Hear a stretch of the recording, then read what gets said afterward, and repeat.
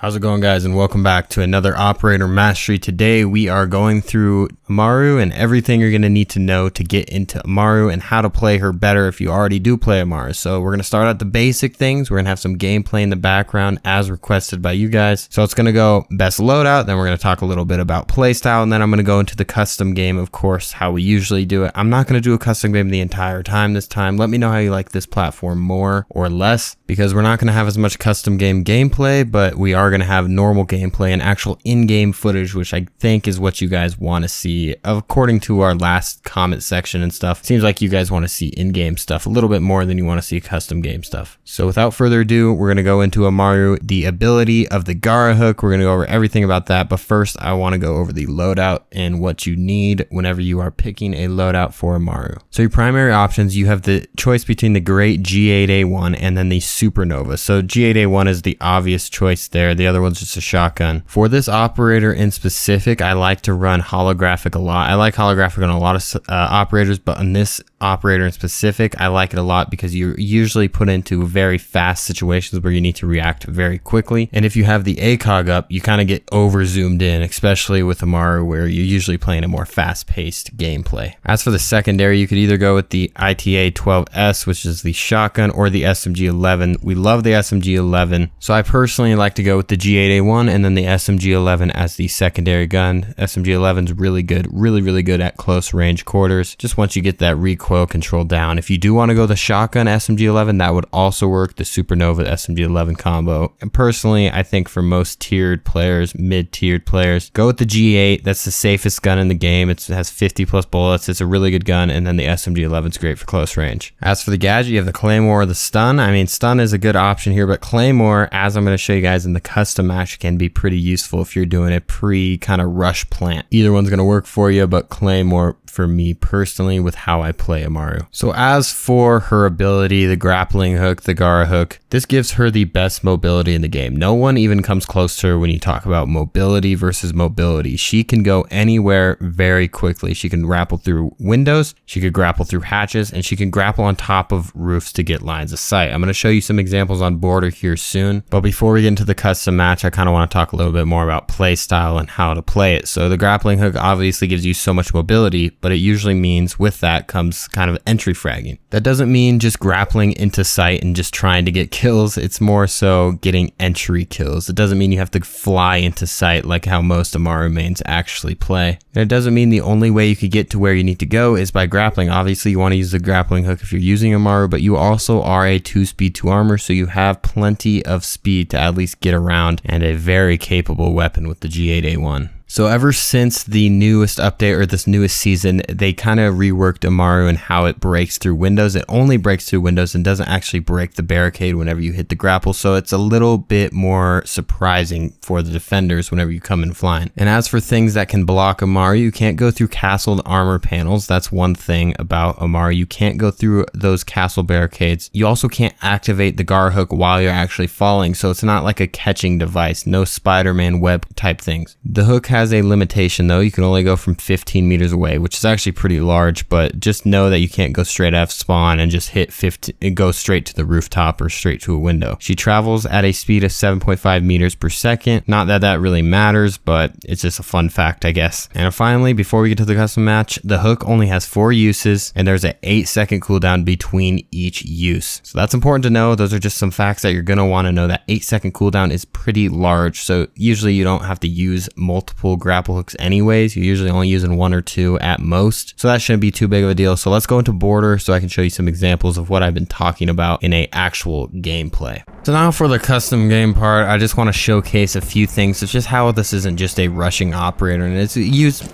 pretty poorly in most situations. People like to do the whole window.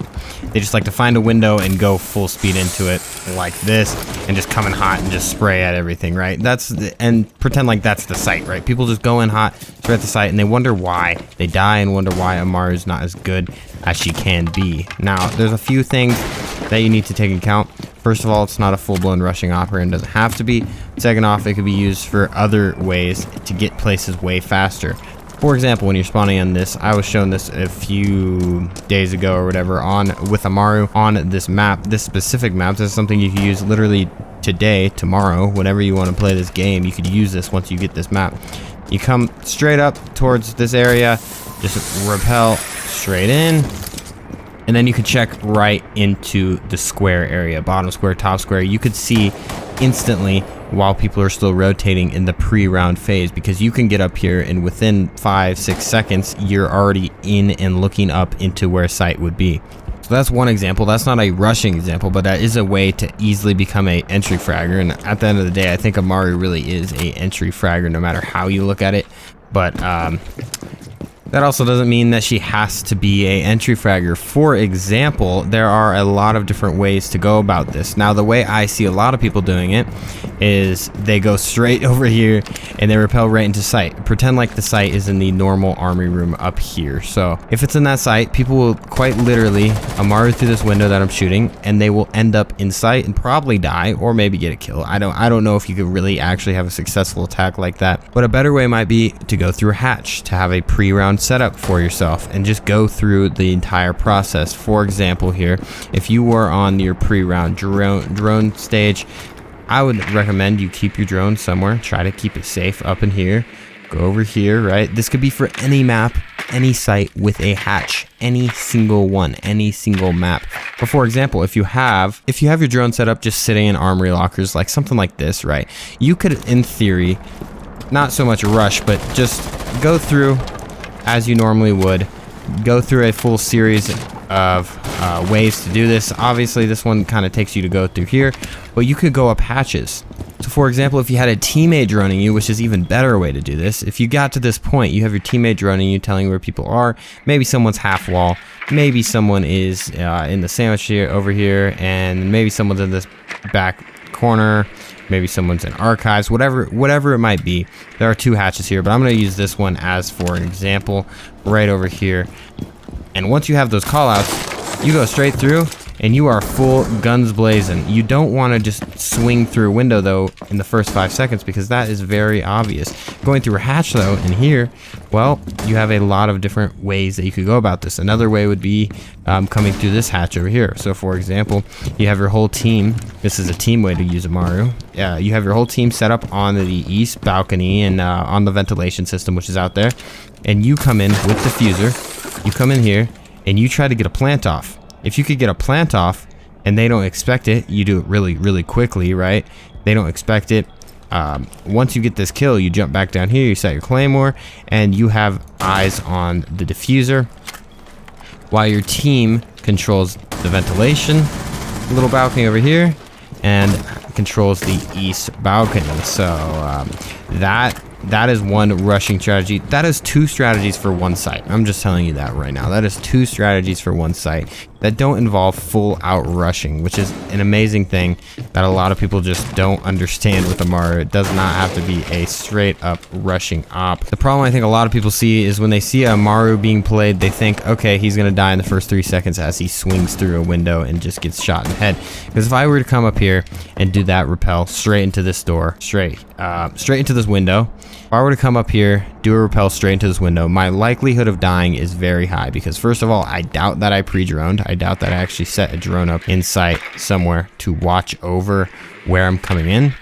And second off, you don't know where anyone is. So once you get out of the sandwich area, there could be someone looking at you over here in the Africa corner. There could be someone in the office. There could be a person trying to trick the wall. There could be someone behind the half wall. There's so many options, and you can't check them all whenever you're coming from this angle. You could go here, but boom, you're dead from here.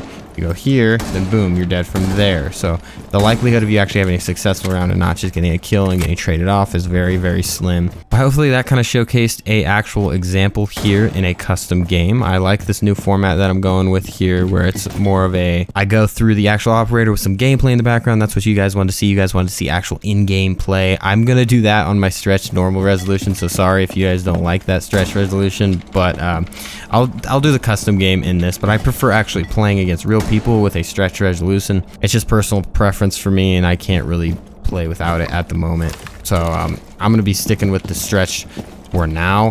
But for custom matches, I'll try and ease your eyes off for a little bit. I think a lot of people actually like the stretch, but some don't, of course. So for you guys that don't, I could stick with this for custom matches, or I could just go stretch the whole time. You guys let me know.